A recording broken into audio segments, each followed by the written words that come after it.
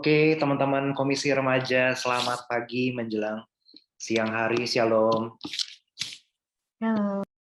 Kita ada sekitar 40 orang ya, hampir ya. Puji Tuhan ya, teman-teman remaja tetap bisa ikut ibadah nih, hari Minggu ya, sekalipun online.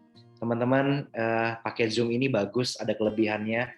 Kita bisa lebih terkonek, lebih tersentuh satu sama lain karena kita secara real ya, hadir meskipun secara virtual tentunya.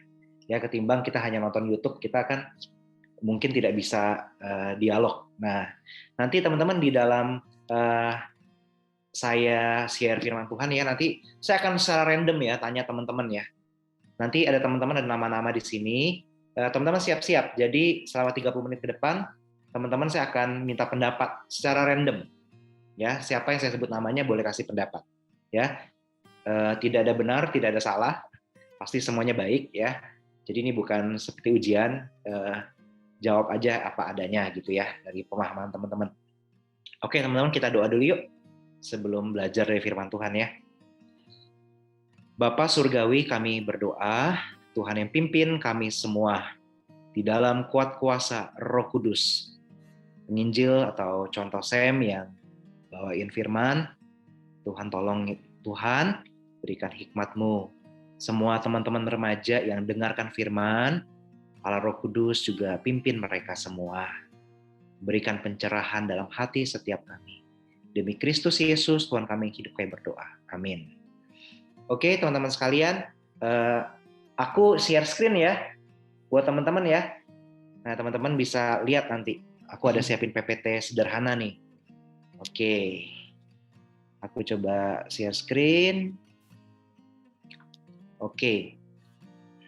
Contoh Yohana kelihatan sudah? Oke, sudah contoh. Ya, kelihatan ya. Oke, suara saya juga ada jelas semua ya? Jelas Oke. contoh. Temanya itu Christ-centered community. Komunitas itu apa sih? Nah, ya, coba aku izinkan aku bertanya kepada ini, Sylvia. Sylvia, menurut Pia, komunitas itu apa? Silakan.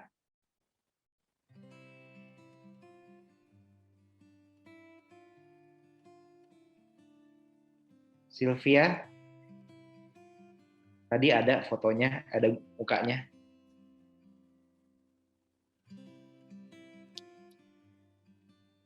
Oke. Coba deh menurut ini dulu. Menurut Jeffrey Austin, komunitas itu apa, Jeff? Komunitas itu kayak perkumpulan orang-orang lah yang mungkin hobinya sama gitu lah. Oke, thank you, mantap. Kumpulan orang-orang yang mungkin hobinya sama. Oke, bagus ya. Kalau aku sedikit lengkapi, komunitas itu kumpulan orang-orang yang bukan cuma hobinya sama, tapi bisa juga imannya sama. Nah, karena imannya sama itu komunitas Kristen. Nah, tetapi komunitas Kristen itu kumpulan anak-anak Tuhan berarti ya. Tapi apakah komunitas anak-anak Tuhan itu Christ-centered atau bukan? Nah, kita perlu pelajari lebih jauh lagi. Jadi kumpulan anak-anak Tuhan belum tentu berpusat pada Tuhan Yesus. Maksudnya berpusat pada Tuhan Yesus apa sih? Contoh, aku masih bingung. Kita pelan-pelan belajar ya. Jadi komunitas anak-anak Tuhan, kumpulan anak-anak Tuhan, bisa jadi berpusat pada Tuhan Yesus, bisa juga enggak, cuma ngumpul-ngumpul baik. Ya, ngumpul-ngumpul baik. Umpamanya, kumpulan komunitas anak futsal, kumpulan komunitas anak-anak Mobile Legend. Nah, itu kumpulan, tapi apakah sifatnya berpusat pada Tuhan Yesus belum tentu. Gitu ya. Jadi ya anggota BTS di ARMY itu kan community di ARMY, BTS fan. Ya. Ya itu kumpulan komunitas, tapi apakah berpusat pada Kristus? Ya, tentu enggak, berpusatnya pada idol mereka begitu ya. Nah, sekarang kita akan belajar, kita kumpulan anak-anak Tuhan nih. Kita berpusat gak nih sama Tuhan? Ya. Oke. Ciri-cirinya apa nih? Nah, ada satu cerita itu ada 4 orang yang elit. Wah, eksklusif. Di komunitas sekolahnya semuanya takut mendambakan 4 orang ini, tokohnya yang terutama 4 orang ini deh. Ya, semuanya berpusat pada 4 orang ini. Wah, karena mereka kaya, keren, ganteng, punya banyak hal deh.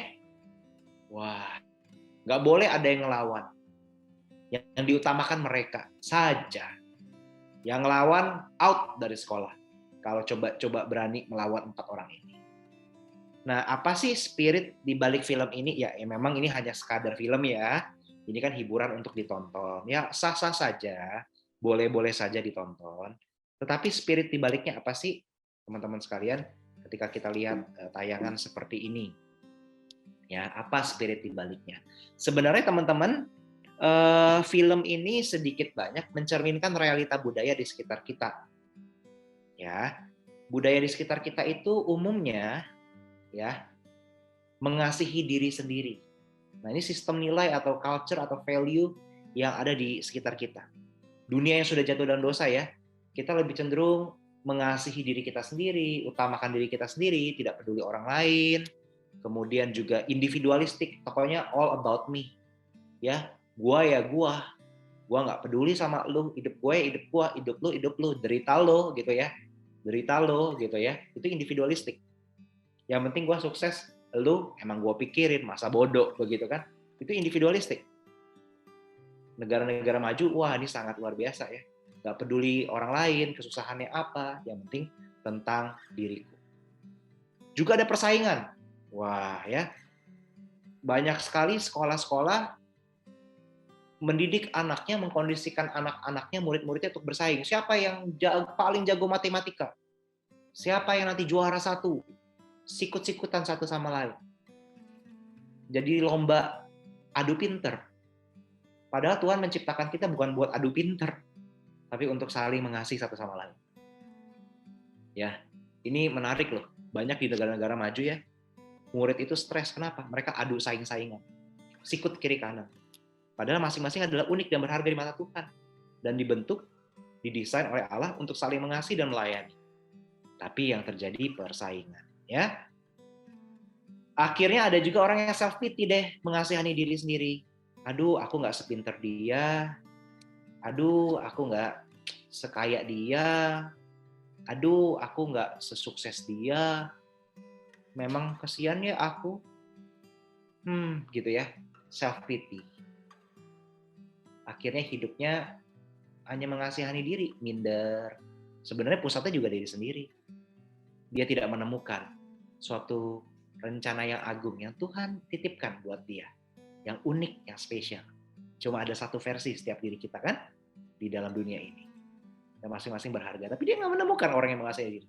Nggak menemukan itu di dalam Tuhan. Ya. Nah, kemudian selanjutnya terpusat pada diri sendiri. Nah, ini mirip yang tadi ya, mengasihi diri. Jadi egoku, perasaanku, ambisiku. Inilah budaya di sekitar kita ya. Nah, tapi komunitas Kristen bertentangan dengan ciri-ciri di atas. Nah, kita akan lihat ya. Sekarang, kenapa sih sulit membentuk komunitas yang berpusat pada Kristus? Tadi kan ada ciri-cirinya tuh. Ini semua salah nih, ya. Kita bertentangan. Kita tuh harus mengasihi sesama. Kita bukan saling bersaing, tapi saling mengasihi. Kita bukan mengasihani diri, tapi kita memandang diri berharga. Kita terpusat pada kerajaan Allah. Ya, tapi kenapa sih sulit? Kenapa sih sulit? Nah, karena begini. Pertama, kita telah jatuh ke dalam dosa. Kecenderungan kita ya begitu, saling mau mengalahkan satu sama lain. Ketika Adam jatuh dalam dosa kan, Adam saling menyalahkan dengan Hawa. Ya, Adam yang harusnya menjadi pelindung bagi Hawa malah salah-salahin Hawa. Hawa juga salah-salahin ciptaan ular itu ya. Jadi relasi manusia dengan sesamanya secara horizontal udah rusak. Dan manusia dengan Allah juga rusak. Jadi ada problem spiritual, manusia belum selesai dengan dirinya karena relasi dengan Allah sebagai pencipta yang mendesainnya itu sudah rusak. Jadi manusia nggak menemukan nih, dia diciptakan oleh Allah untuk apa sih? Dia hadir untuk apa sih? Karena ada problem spiritual. Kita sekolah untuk apa sih, teman-teman? Kita les untuk apa sih? Untuk apa sih kita lakukan itu semua? Karena disuruh orang tua, disuruh papa, disuruh mama, papi mami suruh kita. Kenapa sih kita mau berjuang untuk ini, berjuang untuk itu? Apa sih yang menggerakkan kita? Apa sih yang menjadi pola pikir kita, wawasan dunia kita, pola pikir, worldview kita, begitu ya? Seringkali ngawur karena apa? Karena dosa. Kita tidak berpusat pada kerajaan Allah, tidak berbasis pada Injil. Akhirnya tidak tersampaikan itu, komunitas yang berpusat pada Kristus. Demikian juga di gereja bisa terjadi. Nah, problem berikutnya juga ada problem emosional yang tidak terpenuhi. Boro-boro berpusat pada Kristus, diri kita sendiri pun belum beres. Kita masih, mungkin kita kekurangan kasih sayang kah? Ada hal-hal dalam diri kita yang belum selesai, secara emosional, secara psikologis. Sehingga pada akhirnya teman-teman sekalian, kita sibuk berpusat pada diri kita. Tidak bisa berpusat pada kerajaan Allah, berpusat pada mengasihi sesama, melayani Tuhan, karena diri kita pun belum beres. Nah, ini ada beberapa penyebab, teman-teman sekalian ya. Secara spiritual maupun secara emosional atau psikologis. Nah, tapi kita perlu melihat dulu nih, setelah kita tahu beberapa kemungkinan yang terjadi, kita coba lihat dulu yuk ciri-ciri komunitas Kristen yang kristosentris itu, yang berpusat pada Tuhan Yesus. Pertama di Efesus pasal 2 ayat 19 sampai 20. Ya. Boleh saya minta kesediaan Eugenia Kalista bacakan? Efesus 2 ayat 19 sampai 20. Efesus 2 ayat 19 sampai 20. Demikianlah kamu bukan lagi orang asing dan pendatang, melainkan kawan sewarga dari orang-orang kudus dan anggota-anggota keluarga Allah, yang dibangun di atas dasar para rasul dan para nabi, dengan Kristus Yesus sebagai batu penjuru. Ya, thank you. Teman-teman, di sini ada yang saya beri garis merah. Kita ini kawan sewarga loh dari orang-orang kudus. Jadi teman-teman, kita masuk ke dalam komunitas anak-anak Tuhan, kita satu sama lain bukan orang asing, tetapi kita family, kita one body, kita satu tubuh. Di dalam apa? Di dalam Kristus, satu baptisan Roh Kudus. Sehingga kita kawan sewarga dari orang-orang kudus. Ya, jadi perhatikan, kita bukan orang asing, tapi kita satu kepemilikan dan satu dimiliki oleh Kristus ya. Nah, orang-orang kudus itu telah dikuduskan oleh Kristus melalui kuasa Roh Kudus. Teman-teman, kita semua ini orang kudus secara posisi. Ya, tetapi secara proses kita tetap diproses hari demi hari makin dikuduskan. Nah,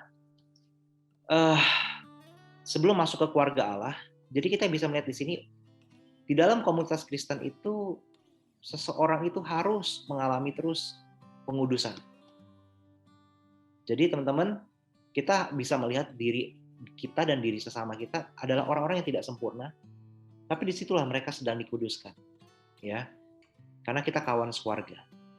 Kemudian juga ada keluarga Allah. Keluarga Allah itu gimana sih? Ciri-cirinya begini, memiliki dan dimiliki, menerima dan diterima, mengasihi dan dikasihi, melayani dan dilayani, mengampuni dan diampuni. Nah, teman-teman sekalian, itu adalah ciri keluarga Allah. Jadi teman-teman, kita satu sama lain sebenarnya harus mencerminkan 5 spirit ini ya. Saling memiliki dimiliki, menerima diterima, mengasihi dikasihi, melayani dilayani, mengampuni dan diampuni. Tapi seringkali teman-teman yang terjadi nggak seperti ini. Ya, seringkali kita hanya mengasihi orang tertentu mungkin. Kita hanya mau menerima orang tertentu yang masuk kriteria kita. Tetapi Tuhan mengajarkan kalau seorang masuk sebagai anggota keluarga Allah, ya, dibangun di atas pengajaran para rasul dan para nabi dengan Kristus Yesus sebagai batu penjuru. Artinya harus mencerminkan pengajaran para rasul, para nabi, dan juga mencerminkan kasih Kristus itu sendiri. Apakah kita menerima orang lain apa adanya mereka? Tuhan menerima kita apa adanya. Meskipun dia tidak mau kita hidup apa adanya, kita harus terus bertumbuh. Nah, demikian juga kita harus menerima sesama kita apa adanya. Nah, betapa ironisnya teman-teman begini. Ya ini karena masa pandemi mungkin nggak terlalu kelihatan ya. Kalau di dalam satu komunitas Kristen, anak-anak remaja, fotoku di Instagram aku, kalau aku foto sama teman-teman yang jago olahraga, yang cupu-cupu nggak jago olahraga, aku nggak mau pasang. Aku mau pasang foto di Instagram atau hangout bareng temen yang kaya-kaya aja, yang sederhana, aku nggak mau. Bukan levelku. Aku hanya mau melayani sama orang-orang yang tipe-tipe ini aja. Yang tipe-tipe itu aku nggak mau melayani bareng mereka dan nggak mau juga melayani mereka. Aku maunya sama yang ganteng-ganteng atau yang cantik-cantik aja. Yang menurutku nggak terlalu ganteng, nggak terlalu cantik, aku nggak mau temenan sama mereka. Apakah ini keluarga Allah? Mungkin teman-teman bisa tanya, emang contoh aku nggak boleh punya teman dekat? Boleh. Kita punya accountable partner, orang yang dekat sama kita bisa bertumbuh sama Tuhan, itu baik. Tetapi yang aku ingin tekankan, ketika kita berkomunitas, apakah kita pilih-pilih teman, preferensi kita untuk kita saling mengasihi dibangun di atas itu? Hartakah, tahtakah, popularitaskah? Jangan teman-teman. Ya, kalau teman-teman satu komunitas, misalnya nggak ada pandemi, suatu saat ada kasih surprise birthday gift, kita visit rumah teman kita, yang rumahnya besar. Kita datang bersukacita bersama, tapi kita juga nggak minder, ya rumahnya besar juga nggak sombong. Ketika kita visit, kasih surprise ke rumah yang teman kita yang rumahnya mungkin sederhana, dia nggak minder. Dan kita juga bisa bersukacita di sana meski rumahnya mungkin sederhana. Karena ada rasa apa? Saling memiliki dan dimiliki. Tidak ada lagi jurang, oh aku kaya, aku kurang kaya. Oh dia anak sekolah ini, nanti bisa kuliahnya di luar negeri. Aku cuma sekolah ini, mungkin kuliahnya dalam kota. Oh udah nggak pikiran begitu lagi teman-teman. Karena sistem nilai kita berbeda. Itulah keluarga Allah. Komunitas Kristen, worldview-nya, sistem nilainya beda. Tidak menilai orang karena dia sekolah di mana, dia punya apa. No. You mau naik sepeda, saya naik Mercy, kita teman, sama. Wow, luar biasa ya. Karena Tuhan tidak mandang Mercy atau sepeda kita. Jadi contoh emang nggak boleh ya kalau aku punya Mercy, aku naik pakai Apple yang terbaru. Boleh, itu kan titipan Tuhan. Puji Tuhan, Tuhan titipin itu. Tetapi nilai dirimu bukan dibangun di atas itu. Dan nilai diri temanmu yang satu komunitas tidak dibangun atas itu. Itulah keluarga Allah. Dan untuk bisa mencapai itu, jadilah orang-orang yang dikuduskan. Oleh karena itu ada orang-orang kudus, ada keluarga Allah. Ya, wow, luar biasa teman-teman. Ya, tidak ada yang elit-elitan tuh kayak tadi film yang 4 orang tadi. Oh ini hanya 4 orang yang paling kaya temenan, yang lain nggak boleh temenan sama mereka. Nggak seperti itu. Itulah potret pertama ya. Potret kedua. Nah, minta dibacain dong sama ini siapa namanya? Event. 1 Tesalonika 2 ayat 8. 1 Tesalonika 2 ayat 8. Demikianlah kami dalam kasih sayang yang besar akan kamu, bukan saja rela membagi dengan kamu, tetapi juga hidup kami sendiri dengan kamu, karena kamu telah kami kasihi. Iya, itu ada yang aku merahin tuh ya. Pertama, potret kedua ini nih ya. Ada kasih sayang yang besar. Artinya apa? Kita punya belas kasihan terhadap sesama yang bergumul dengan diri sendiri dan sesamanya. Teman-teman gini, kadang-kadang kalau kita berkomunitas, kita saling kenal, sering WA, sering Line, sering DM di IG, atau kita lihat ketika dia post-post story tertentu di IG ya, mungkin kita bisa makin kenal sama teman kita. Kita mungkin bisa tahu, oh dia ada kebutuhan apa. Ya, kemarin di TikTok kayak contoh Yohana tuh, ya, yang pasnya tik gitu ya, beri bahasa kasihnya, ya kan, dan sebagainya. Itulah rasa belas kasihan. Dia teman-teman gini, kalau ada teman kalian yang satu komunitas yang kelihatannya caper, Jangan dibully, ih caper dia, cari perhatian, ih jijik banget sih, norak banget sih gayanya, ih lebay banget sih, ih alay gitu. Jangan. Kalian pikir kenapa dia begitu ya? Oh, jangan-jangan di rumah dia kurang dapat kasih sayang dari papa mama yang dicari di luar. Itu kesempatan kalian untuk mengasihi dia, bro, sis. Jangan dibully. Ada kasih sayang yang besar. Nah, oleh karena itu, kita juga harus beres dengan diri kita. Kalau nggak kita ikut bully dia, karena kitanya juga nggak beres. Kalau di sekolah ya, saling membuli kan kenapa? Yang dibully kesian, yang membuli juga sebenarnya nggak beres juga. Yang dibully mungkin memancing sesuatu untuk dibully. Ya karena dia juga ada masalah. Nah, tapi kalau kita punya kasih sayang yang besar, karena kita dikasihi terlebih dulu oleh Bapa Surgawi, kita bisa hidup keluar, nggak terpusat pada diri kita. Oh, kita ngerti kenapa teman kita begitu ya. Oke. Tapi contoh, kadang-kadang aku malu. Aku tahu loh si temanku si A atau si B, dia ada masalah tuh papa mamanya di rumah begini gini. Tapi kan kalau aku tanya-tanya aku kepo contoh. Suruh contoh Yohana deh. Setidaknya teman-teman kalian bisa doain. Aku tahu loh si C atau si D ini kayaknya lagi galau. Tapi kalau aku WA, cak aku kekepoan. Perhatian cak hamba Tuhan, Be. Oke, kalau kalian agak sungkan, doain. Atau sesekali bisa tanya, ada yang bisa dibantu nggak? Nggak susah, teman-teman. Nggak susah sebenarnya. Ya. Ketimbang kalian terus main gadget, kalian bisa pikirin, siapa yang bisa aku doain ya? Ya, lihat nama-nama teman remaja kalian di IG GKI Korem GKI Palembang kan ada follower-followernya tuh.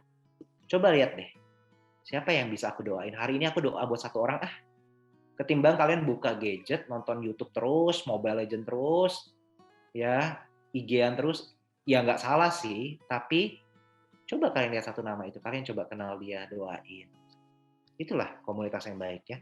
Terus kemudian, membagi Injil Allah. Waktu saya udah terbatas, saya cepat aja. Membagi Injil Allah, mengalami Injil bersama-sama. Injil itu apa sih? Kasih karunia. Kasih karunia itu apa sih?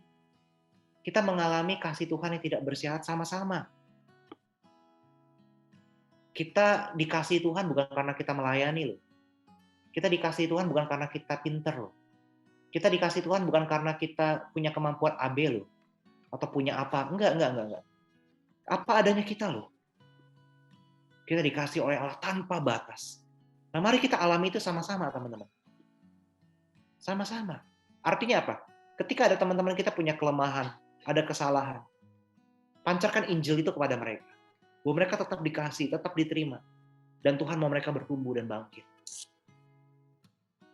Ya. Kita alami experiencing gospel together within our community. Di dalam komunitas kita. Kita experiencing gospel itu. Wow, indah sekali. Ya, bukan saling menghakimi. Tahu nggak? Contoh, masa dia sama cowok deket banget, nggak beres, gitu kan? Dia tuh emang tuh, terus digosipin. Well, itu bukan ekspresi supaya kita bisa ngalamin gospel sama-sama. Mari kita berdayakan, upayakan sesuatu supaya teman kita yang dalam dosa pun dia juga mengalami gospel. Wow, itu indah loh. Kadang-kadang komunitas saling ngegosip. Ya, jadi headline, gosipin A atau gosipin B. Jangan, teman-teman. Kita upayakan dia juga mengalami Injil. Terus, ada hidup kami. Dikatakan, kami juga beri hidup kami, kata Paulus. Hidup kami itu artinya apa? Berbagi hidup. Kita vulnerable sama-sama. Dan grow sama-sama. Teman-teman, komunitas yang bertumbuh itu bukan bahas bahan loh. Bahas bahan penting, tapi yang bertumbuh itu ketika saling terbuka satu sama lain, mengakui kelemahan satu sama lain, dan saling mendoakan. Wah, itu luar biasa, dahsyat. Tapi untuk mencapai itu harus trust betul-betul. Ya, nggak bisa sembarang orang, memang kadang-kadang itu given, diberikan oleh Allah kepercayaan itu. Tapi kalau kita udah punya trust, kedekatan, ya mungkin nanti contoh Yohana bisa, tentu ada bangun sistem tertentu di remaja, ya bersama teman-teman di persekutuan. Bagaimana membangun komsel yang ada trust satu sama lain, kelompok lebih kecil lagi. Saling doain. Mungkin teman-teman bisa cerita, hari ini aku marah sama papiku, aku pingin bales papiku. aku ingin ngomong kasar sama mamiku atau papiku. Gerem gitu ya. Doain aku dong supaya aku nggak ngomong kasar sama orang tua. Doain ya. Wah itu luar biasa loh. Yang cowok-cowok, hari ini aku rasanya tuh pingin pukul loh kokoku. Atau hari ini kok aku mulai pikir-pikir yang jorok-jorok kayak nggak bener ya. Tolong dong doain saya. Cerita ke teman, ayo doain. Dan teman kamu mengalami gospel sama-sama kamu. Nggak dihakimi, nggak ditertawakan, tapi didoakan bersama-sama. Wah itu indah bro, sis. Indah. Vulnerable and grow together. Wah kalau bisa seperti itu mantap. Dahsyat gereja kita. Tapi memang perjalanan ke sana panjang. Tetapi setidaknya teman-teman doakan. Kalau bisa ada 2-3 orang berkumpul, jadi satu teman dekat, ya, itu bisa luar biasa. Hidup dibagi. Teman-teman yang mulai SMA, mulai bergumul, mulai tertarik sama lawan jenis, bisa saling sharing, memberikan advice yang baik. Itu kan hidup yang dibagikan. Nah pada akhirnya, Tony Horsfall dalam bukunya Mentoring Conversations menegaskan 3 aspek penting dalam relasi kita di dalam komunitas ya. Yang pertama ada ramah tamah, hospitality. Kemudian ada presence, ada kehadiran. Kita ramah, kita hadir. Bukan cuma sekedar ada, tapi hadir baginya. Dan ada dialog, ada percakapan. Bercakap-cakaplah dengan mereka, dengan teman-teman kita. Bisa dari cowok dengan cowok dulu, yang cewek dengan cewek, bercakap-cakaplah. Ya. Akhirnya teman-teman saya akan kutip begini. Ini satu gambar, teman-teman bisa lihat ya. Kita diciptakan menurut gambar Allah Bapa, Allah Anak, Allah Roh Kudus, Allah Tritunggal. Nah ini adalah satu lukisan dari abad pertengahan yang dilukis oleh Andrei Rublev. Ya, dari Eropa Timur. Ini ada 3 gambar. Ya. Saya ingin bertanya kepada ini. Hadir ya, Fenyong. Fenyong hadir, Nicholas Hidayat. Oke. Fenyong, kamu lihat di lukisan ini, barang apa yang dipegang oleh ketiga pribadi ini? Yang sama-sama dipegang. Apa tuh namanya? Aku kurang ingat namanya. Bentar dulu ya. Perlu waktu ini ingat dulu namanya. Iya. Ada yang panjang yang dipegang oleh mereka. Tongkat. Oke. Thank you, Fenyong. 3-tiganya pegang tongkat. Ini melambangkan Bapa, Putra, Roh Kudus. Artinya apa sih dari pelukis ini yang menyampaikan? Artinya mereka 3-tiganya setara. Tidak lebih tinggi, tidak lebih rendah, sama tinggi, dan co-equal. Setara mereka. Nah ini adalah cerminan daripada Allah Tritunggal. Nah ini direfleksikan dalam komunitas kita. Kita semua setara. Di dalam Tuhan sama-sama berharga. Satu sama lain. Setara, kita dikasih oleh Allah, masing-masing kita unik, berbeda tapi kita setara dengan talenta dan titipan Tuhan masing-masing. Ya, kemudian izinkan saya bertanya kepada Tece. Tece, hadir ya? Ya. Tece, kepalanya mereka gimana? Tece, cenderung mendekat satu sama lain atau menjauh? Cenderung mengarah satu sama lain ya? ya. Nah, Tece mau tebak nggak maknanya apa Tece? Kayaknya mendapat keberuntungan bukan contoh. Keberuntungan ya. Soalnya Oke, saya mau kan nanya. kayak kita punya, kalau di negara ya kan ada Pancasila kan dia ngadep ke kanan ya. Ini ngadep ke kanan jadi kayak ada istilah. kreatif loh. Nggak apa-apa, keren. Nggak apa-apa. Ya, oke. Sip, tapi sebenarnya ini melambangkan begini loh. Coba, Tece pernah nggak waktu kecil senderin kepala Tece ke Mama Teresia? Nah, sering. Nah, sering loh ya. Itu tanda Tece mengasihi dan dikasihi Mama, betul nggak? Benar. Nah, udah itu sama. Bapa, Putra, Roh Kudus saling mengasihi dalam kasih yang kekal. Nah, itu dicerminkan oleh kita, teman-teman remaja. Kita komunitas yang mencerminkan komunitas Allah Tritunggal. Saling mengasihi setelah kita tahu kita setara satu sama lain. Oke, yang terakhir. Ya, aku mau nanya sama Anabel deh. Abel, coba kamu lihat tangan mereka bertiga, ketiga pribadi ini. tangan, jari yang tidak pegang tongkat ya. Tangan atau jari mereka diarahkan kemana, Bel? Nggak tahu, contoh. Coba perhatikan baik-baik. Tangan kanan mereka sama-sama menunjuk kepada satu objek. Objek apa itu? Bisa lihat? Ada pendapat, Bel? Yang ada di meja itu ya? Iya. Iya, betul. Menunjuk sesuatu benda ya, Bel ya? Iya, contoh. Mau tebak gak, Bel? Kira-kira maknanya apa, Bel? Nggak tahu. Oke. Gini ya, itu cawan. Kalau di dalam perjanjian baru itu adalah cawan perjanjian baru. Ya. Darah Kristus dicurahkan ya. Anggur itu kan di atas cawan itu. Nah, itu artinya gini, lambang penderitaan demi menebus manusia yang berdosa dipikul bersama. Artinya mereka saling merasakan penderitaan itu. Saling berempati, saling merasakan satu sama lain. Itulah komunitas yang baik. Saling merasakan, ya. Makanya kemarin ketika di gereja kita ada yang kena COVID, waduh cepet bantu tuh kiri kanan saling bantu ya, saling ngerasain. Nah teman-teman misalnya seperti ini, kita tahu ada teman kita, keluarganya, mungkin secara ekonomi susah loh, ya. Apa yang bisa kita lakukan untuk meringankan penderitaannya? Mungkin kita berbagi uang 50.000 kita nggak akan kekurangan teman-teman. Tapi dengan kita berbagi uang 50.000 untuk belikan makanan atau obat buat dia, itu sangat menolong loh. Kita berbagi penderitaan bersama. Ketimbang aku 50.000 aku buat beli Burger King, aku makan enak-enak, dia menderitanya luar biasa. Apa sih salahnya kita kurangi jajan Burger King sekali be, bukan berarti nggak boleh ya. Tapi kita bisa nolong teman kita yang lagi susah, ya. Itu indah banget loh. Berbagi, kita tahu dia kesulitan. Rumahnya sederhana, dia butuh obat, dia butuh perban. Kita beliin. Wah, itu powerful. Ya, itulah komunitas. Sebagai penutup teman-teman, proyek ketaatan supaya kita bisa berpartisipasi membentuk komunitas Kristen yang berpusat pada Kristus. Pancarkan kasihnya Tuhan. Agar temanmu bisa gimana? Temanmu bisa mengasosiasikan kasihmu dengan kasih Kristus.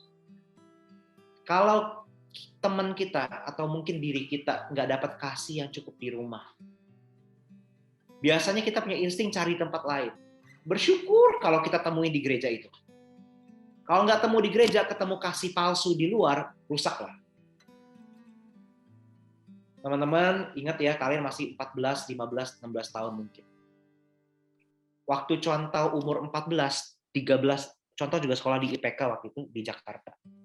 Saya pernah ketemu kakak kelas 1 tahun lebih tua dari saya, hidupnya hancur sampai sekarang. Kenapa? Waktu masa remaja cari kasih di tempat yang salah. Di rumah kurang perhatian, dia cari kasih di tempat yang salah. Akhirnya hidupnya nggak karu-karuan, mohon maaf, pergaulan bebas. Sekarang hancur hidupnya. Berantakan. Dia mencari perhatian, mencari kasih di tempat yang salah. Kalau dia dapat itu di gereja, dengan kasih yang tepat menurut Alkitab. Wow, indah. Ya, indah sekali. Tuhan bisa pakai kita. Tuhan bisa pakai gereja kita. Nah, John Calvin pernah ngomong seperti ini. Ya, boleh dibacain oleh Clarissa. Yang merah, Clarissa. Tidak ada hal yang di dalamnya manusia mencerminkan Tuhan lebih nyata daripada berbuat baik terhadap sesama. Iya. Mencerminkan Tuhan lebih nyata itu apa? Berbuat baik. Itu cerminan kasih Tuhan. Tujuan akhir semua ini apa sih? Kita saling memulihkan dan kita semakin serupa dengan Kristus. Jadi teman-teman sekalian, nah di sini kita bisa melihat sama-sama ya tentang komunitas Kristen yang berpusat pada Kristus. Jadi teman-teman sekalian, kita bisa berkumpul, tetapi pertanyaannya, apakah kita sudah berpusat pada Kristus atau belum? Ya, ini menjadi satu PR kita bersama. Biarlah kita bisa, yang penting kalian hari ini dapat worldview-nya dulu ya. Dapat wawasannya dulu, pola pikirnya yang baik bagaimana. Nanti untuk mencapai itu bisa pelan-pelan ya. Nanti kalian sudah makin dewasa akan makin ngerti. Makin mengalami betul banyak pengalaman yang indah ketika berkomunitas ya di dalam Kristus dan berpusat pada Kristus. Oke, itu saja kita mau akhiri dalam doa ya. Minta penginjil Yohana boleh tutup dalam doa. Oke, teman-teman, mari kita bersatu di dalam doa. Bapa, makasih dalam Tuhan Yesus Kristus, kami sungguh mengucap syukur untuk waktu yang indah, kami bisa bersama-sama diberkati melalui kebenaran firman Tuhan yang telah disampaikan oleh Contoh Samuel. Ya Tuhan, kami sungguh rindu agar komunitas kami, komunitas Komisi Remaja GKI Palembang, bisa berpusat kepada Kristus. Kami bisa bersama-sama bertumbuh di dalam kasih Kristus yang semakin hari semakin sempurna, semakin hari semakin terlihat dan terpancar, semakin nyata ya Tuhan.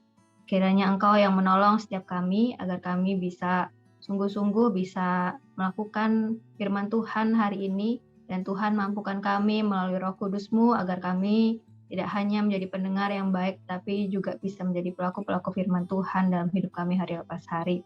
Kami berdoa untuk Contoh Sam di dalam pelayanannya dan keluarganya, kiranya Tuhan yang terus memberkati dan Tuhan yang terus menyertai. Dan kami sungguh mau menyerahkan hidup kami sepenuhnya hanya kepada Tuhan. Di dalam nama Tuhan Yesus kami berdoa, kami mengucap syukur. Amin. Thank you teman-teman.